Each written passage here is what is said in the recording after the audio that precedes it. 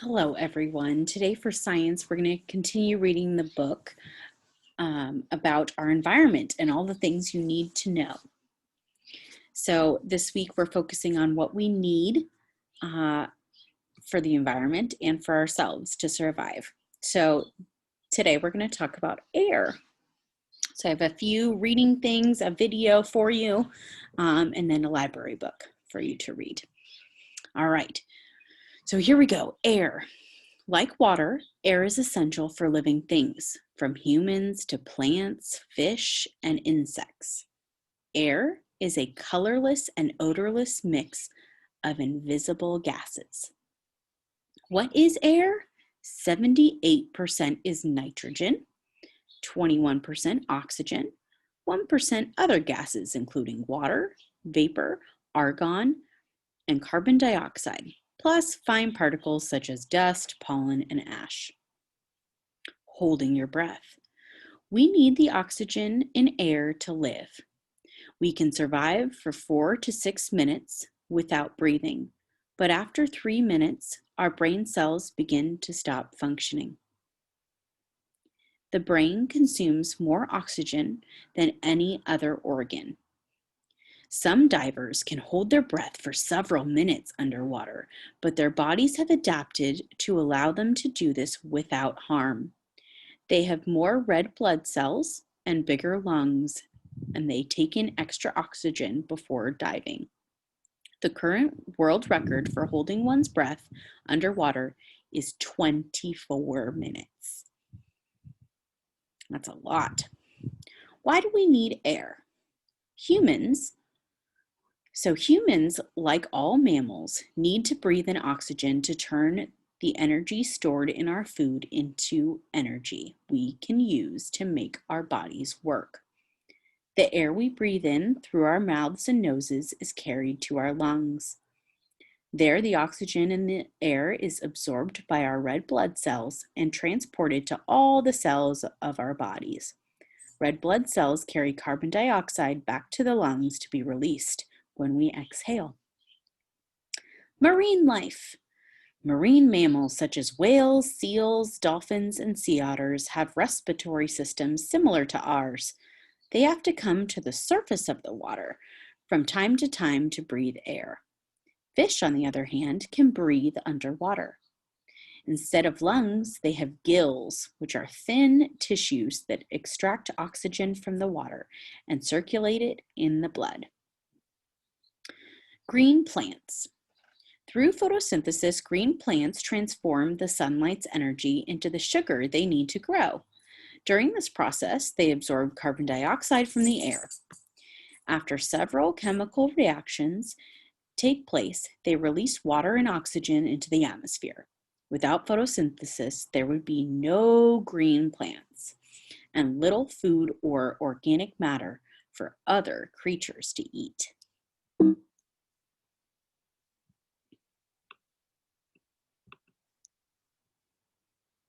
The atmosphere is a layer of gases that surrounds the Earth. Beyond the atmosphere is the vacuum of space. So we went from water to the air. Okay, so these are the different type of spheres we have. So the troposphere is 5 to 9 miles above Earth. This layer, which starts at the ground, is where clouds and weather develop. It's very thin, equivalent to the peel of an apple. Wow. The stratosphere is 31 miles. This is the location of the ozone layer, which protects us from the sun's ultraviolet light. The mesosphere is 53 miles away, the transition zone between the Earth and space. This is where meteors burn up. The thermosphere is 372 miles away. This is where the International Space Station orbits. Why do we need the atmosphere? It protects us from meteorites and the sun's ultraviolet rays. It protects the oxygen that all living things need. It provides plants with the carbon dioxide they need to grow. It keeps the Earth's surface warm, and it reduces the temperature differences between night and day. The auroras, northern and southern lights, are formed in the thermosphere when charged particles from the sun hits the Earth's magnetic field, releasing energy that appears as bursts of light. Very cool. The atmospheric pressure.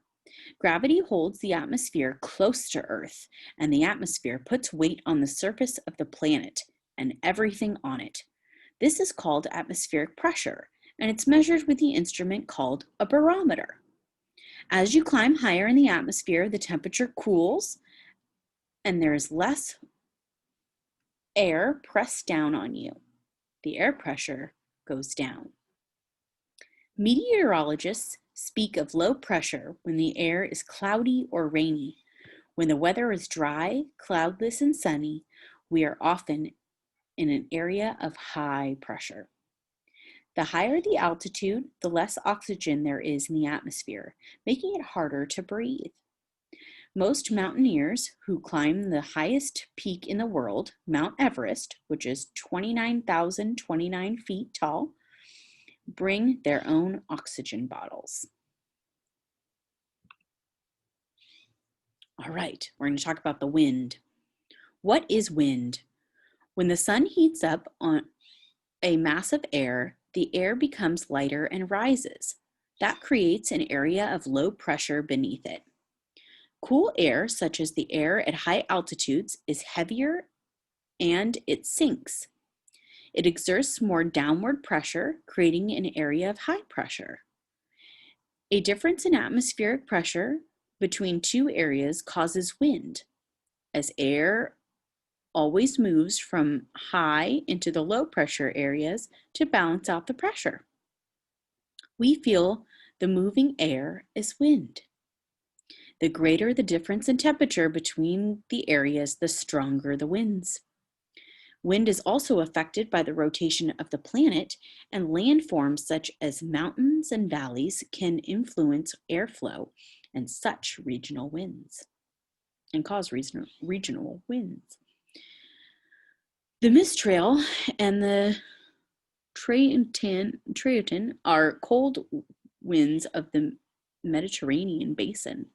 The hot and dry Serco comes from the Sahara. Chinooks are warm, moist air masses from the Pacific that blow over the Rocky Mountains, where they drop their moisture as snow or rain and then sweep down the eastern slopes as warm, dry wind.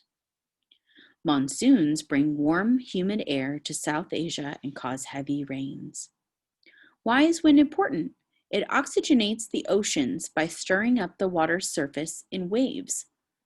It spreads seeds, spores, and pollen. It influences flying insects populations and bird migrations. Strong winds may discourage flying insects, a food source for some birds, from traveling. But winds in the right direction can help migrate birds by providing them with tailwinds. The atmosphere on the moon is very thin, so there is no wind. The flag planted there by Apollo 11 astronauts in 1969 is held out by a horizontal bar. Interesting. Jet streams are air currents in the upper atmosphere. They can lengthen or shorten long plane flights by as much as an hour, depending on whether the plane is flying with or against the current. All right, let's talk about cyclones and tornadoes. Look at this. Woo! Some winds are so strong that they can cause serious and even devastating damage. A cyclone is formed in an area of low atmospheric pressure. The air moves upward from near an ocean surface, creating violent winds. Typhoons, hurricanes, and tropical cyclones are different names for the same phenomenon. The name varies depending on where in the world the event takes place. A tornado is a violently spinning column of air from a thunderstorm that stretches down to the ground. A tornado's destructive power is enormous. The United States has more tornadoes than any other country in the world, about 1,000 every year. Wow. All right, we have some threats to our air quality. Let's talk about them. A pollutant is anything that has a negative effect on the quality of the atmosphere. Air pollution occurs when particles and gases in the air reach levels that are harmful enough to affect the world's climate, as well as the health of living things. Air pollution can be caused by both natural phenomena and human activity. Dust, pollen, smoke, and gases like carbon dioxide can also be sources of air pollution. Because the atmosphere doesn't respect boundaries, pollutants can travel long distances from one country to another. Air pollution caused by natural phenomena. Volcanic eruptions spew ash and sulfur dioxide. Smoke from forest fires carries fine particles over long distances, what we were experiencing last week with the wildfires. Flowers release high concentrations of pollen. That's how people get allergies. Organic decomposition produces methane, a gas released from wetlands and the digestive tracts of animals. Air pollution caused by human activity. We're going to talk about outside and inside. So outside, we have industrial smokestacks right here. Agricultural activity, pesticides, fertilizers, burning of waste. Exhaust fumes from fuel combustion in motor vehicles like cars and motorcycles and trucks. Generating power for heat and air conditioning. Waste treatment facilities like incinerators. Chemical pollutants from the burning of fossil fuels such as oil, natural gas, and coal have the biggest effect on the quality of outdoor air. All right, inside, household cleaning products, certain household fragrances such as scented candles and air fresheners, cosmetics, that's makeup, and paint, varnishes, and craft products. It may seem surprising, but indoor air can be as polluted as outdoor air. Renovations, painting, sanding, varnishing, cooking, and some household cleaning can all pollute our homes, releasing dust, particles, and fibers that remain suspended in the air.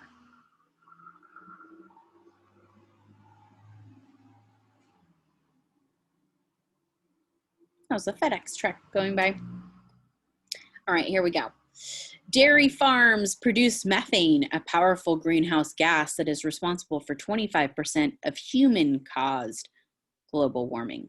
A dairy cow can produce up to 198 pounds of methane per year. That's a lot. Cigarette smoke contains at least 70 cancer-causing chemicals. To improve indoor air quality, simply open the windows in your home for about 10 minutes each day when the outdoor air is not smoggy.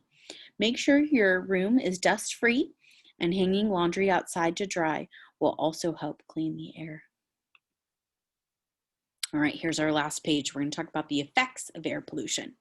So on humans, here's the effects. Over time, exposure to contaminated air can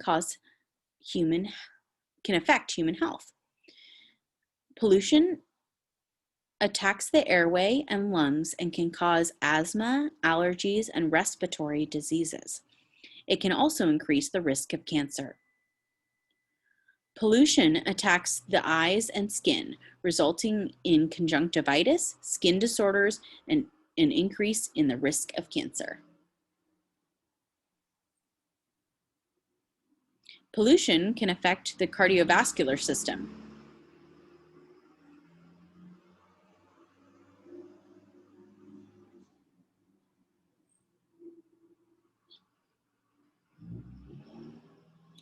Including very fine particles into the blood. Effect on plants and animals. Pollutants can affect plants and animals in different ways. Fine particles can clog the pores of leaves and slow down photosynthesis, which is how they make their food. Acid rain damages leaves and seeps into the ground, destroying microorganisms that help keep the soil healthy. Acidic soil also makes trees more vulnerable to pests and disease. Air pollution also affects certain animal species, such as honeybees, which pollinate 80% of the world's food crops. Air pollution interferes with the bees' ability to follow flower scents. On the planet, heat from the sun penetrates the lower layers of the atmosphere. Gases such as carbon dioxide trap some of this heat, creating the greenhouse effect, a natural process that keeps the planet warm enough to sustain life. But when too many greenhouse gases are produced, they become pollutants, causing the atmosphere to heat up unnaturally quickly. We call this global warming. This warming is causing the Earth's climate to change.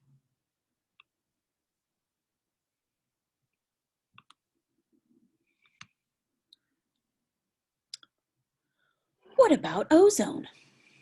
Artificial chemicals called chlorofluorines, CFCs, I'll call it for short, have been used to make refrigerators, air conditioners, and aerosol containers.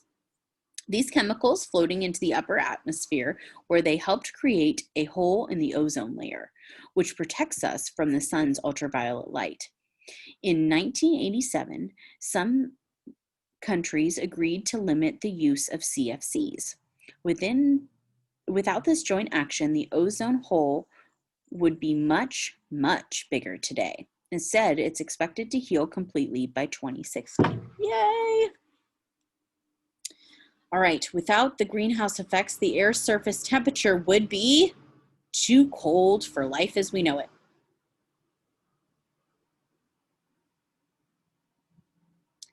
All right, how can we improve the air quality?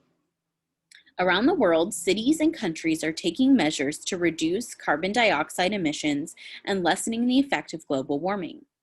Building bike lanes, improving public transit systems, encouraging carpooling, and developing pedestrian-only streets to limit the number of vehicles in city cores. Composting rather than burning organic waste. Constructing eco-friendly buildings that use less energy to heat, cool, and build. Using vehicles powered by clean energy. And installing green spaces such as parks, green roofs, and vertical gardens to absorb carbon dioxide, filter out pollutants, and keep areas cool. Awesome. I learned a lot today about air pollution. All right, let's take a moment to watch this video from National Geographic. It's going to give us the 101 on air pollution. Air pollution consists of chemicals or particles in the atmosphere that pose serious health and environmental threats. But what causes air pollution, and what does it mean for our planet?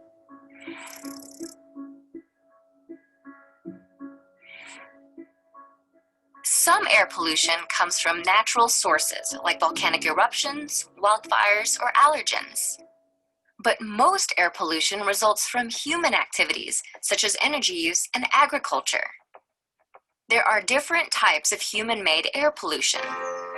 When we burn fossil fuels to produce energy, they release greenhouse gases into the air. These emissions, such as carbon dioxide, methane, nitrous oxide, and fluorinated gases, trap heat from the sun in Earth's atmosphere, leading to a rise in global temperatures. This creates a cycle where air pollution contributes to climate change, and climate change creates higher temperatures. In turn, higher temperatures intensify some types of air pollution. For example, climate change increases smog because it forms in the presence of high heat and increased levels of ultraviolet radiation. More frequent extreme weather, such as flooding, contributes to damp conditions and therefore to a rise in mold. Warmer weather also leads to longer pollen seasons and therefore more pollen production.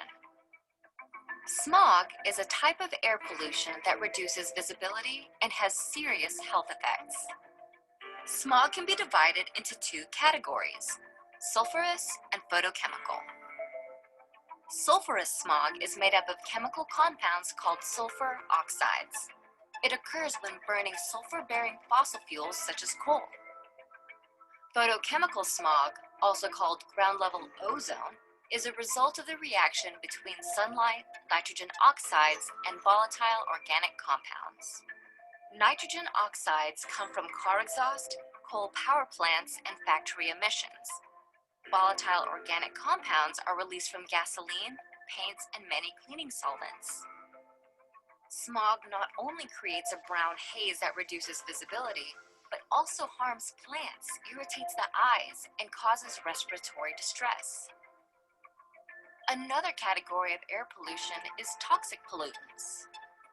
These are chemicals such as mercury, lead, dioxins, and benzene that are released during gas or coal combustion, waste incineration, or burning of gasoline. In addition to adverse environmental effects, toxic air pollution can cause serious health problems such as cancer, reproductive complications, and birth defects. While air pollution has many consequences for our planet, there are solutions. We can limit toxic pollutants, smog, and greenhouse gases by decreasing the use of fossil fuels, such as in transportation, manufacturing, and electricity generation. Reducing air pollution not only contributes to a cleaner environment and better human health, but can also slow the rate of global warming.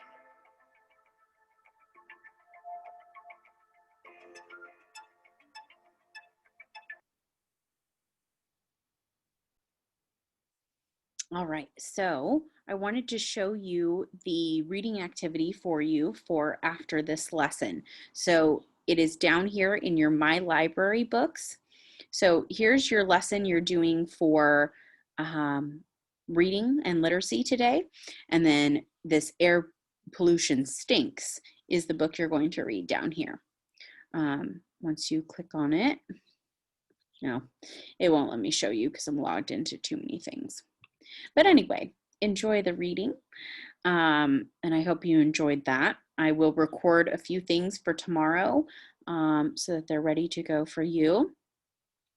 And yeah, I will see you live on Thursday morning at 10.